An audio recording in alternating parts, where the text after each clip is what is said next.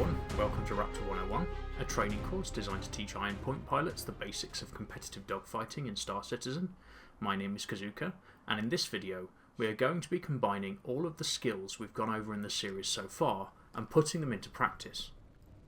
The first thing we're going to look at is the merge.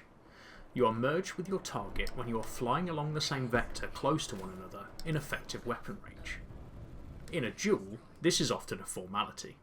Both pilots will approach each other head-on on the same vector, but in a team fight or against an opponent who is not flying their ship towards you, it becomes harder. Your goal is to merge with your opponent as close to them as possible.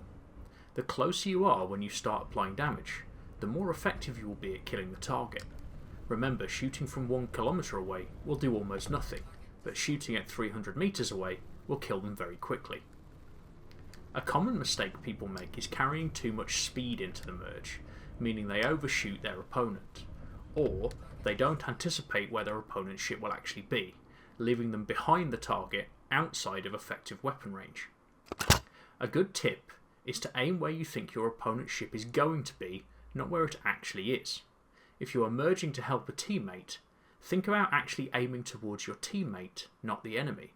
This is because the enemy will often be pushing towards where your teammate currently is.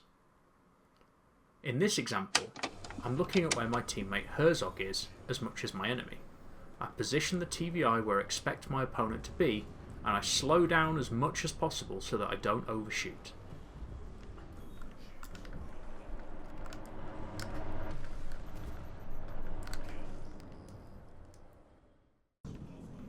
Again, in this example, I'm aiming for my teammate more than I am the target.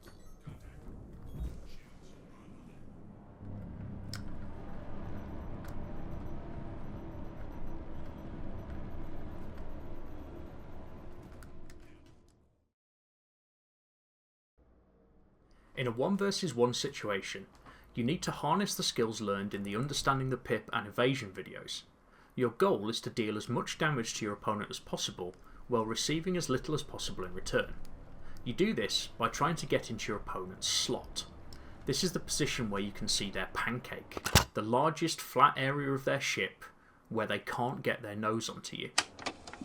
You'll be entering into a circle fight where you and your opponent are trying to rotate around each other. You will often find yourself nose to nose as you'll be circling at a similar rate. Remember circling the Korea station pillar from the decoupled flight video? You are now trying to do that to a moving target.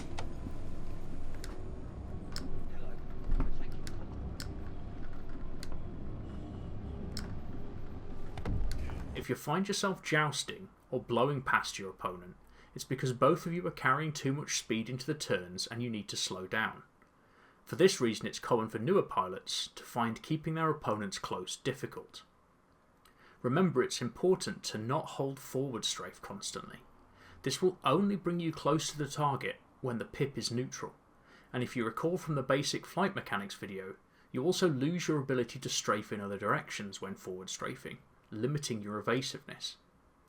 A good tip for closing distance is to roll your ship so the pip is positioned above the target and upstrafe towards the pip while your ship has some forward momentum. Keep rolling and upstrafing to keep the pip above them while you close distance. Another common mistake new players make is shooting too early.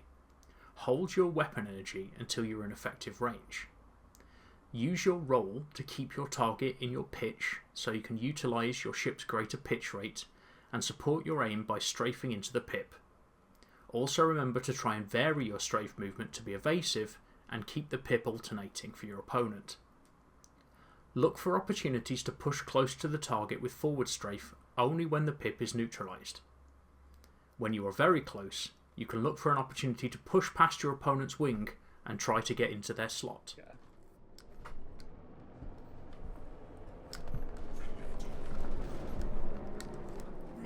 Well and good there. That was rough. There are any number of decisions you might need to make throughout a fight. Target prioritization, when to boost or try to conserve boost, when to deliberately close or extend distance, when to play evasive, when to take the damage trade, and also when to run. These are things best learned through experience. There is no better teacher than time spent in the cockpit. Let's look at this example fight from the PU and think about some of the decisions that I made. I find myself in a 1v2 situation against two reasonably competent pilots. I know the Gladius has a friend with him, so I approach the fight cautiously. I pop noise as we engage just to make it harder for the second ship to missile lock me. Missiles can be very unpredictable on the PU and often don't behave as expected, so definitely something I'm worried about.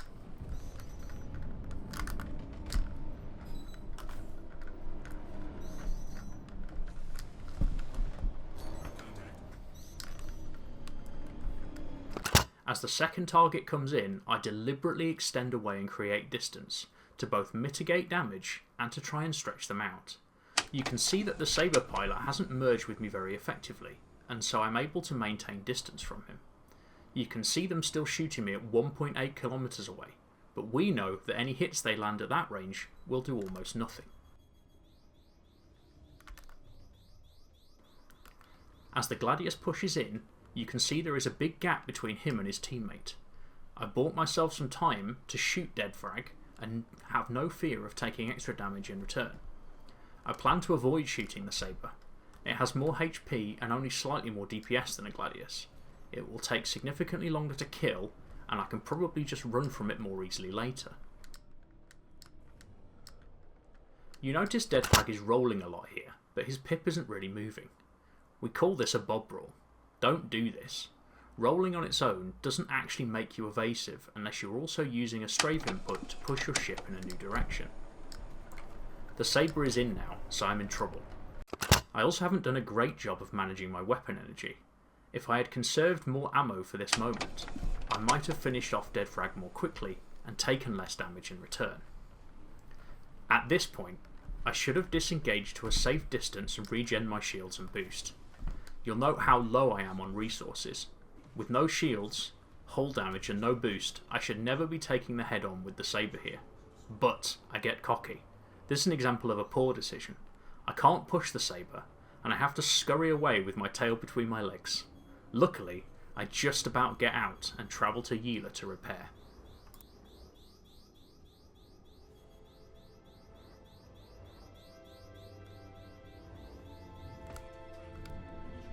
Let's recap the main points. Don't carry too much speed into the fight. Let go of forward strafe.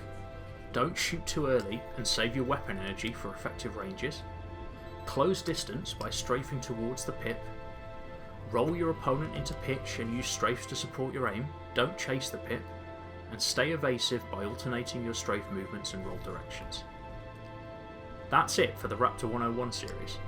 Hopefully this has equipped you with the basic knowledge you need to take the next step in learning more about Star Citizen PvP. For more in-depth guides on specific topics, I'd recommend checking out Jonathan Winter's channel.